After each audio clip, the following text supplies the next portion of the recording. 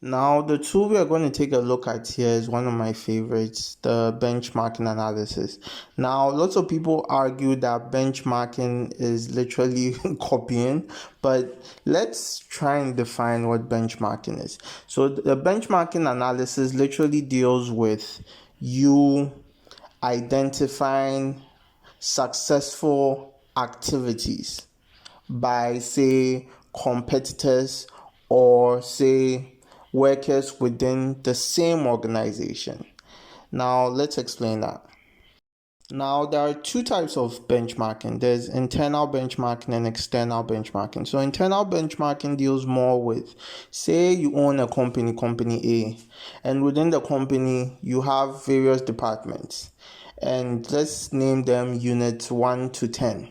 And you notice that unit 1 has certain practices that could be utilized effectively in, say, units 2 to 10. That is what you call internal benchmarking, whereby you identify best practices within the same organization, within units within the same organization, and use them for other units within the same organization.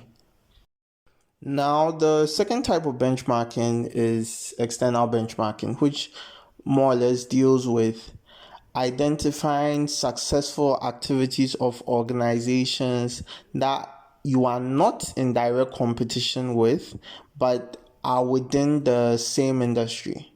Say maybe you notice a company that you are not in direct competition with, has this type of marketing strategy, or has this type of approach, which by imitating you don't break any laws. And by imitating, I mean building on, examining, interpreting, inculcating.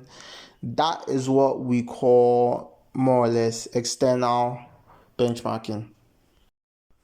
Now, the monitoring of, say, successful procedures and activities by companies that, say, you deem their functions, practices, systems successful and you want to inculcate into yours, does not necessarily need to be a one-time thing. It can be continuous and constant for sustainability purposes. You can have a culture whereby you more or less pay attention to what's trending, what's going on, and inculcate on and build on that for your industry.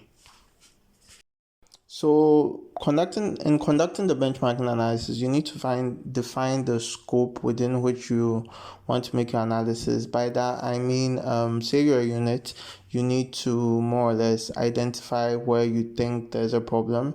Say you're an organization, you can do same, or you can just identify successful units and organizations and try and find out what is making them successful and sustainable, and what is giving them that competitive advantage.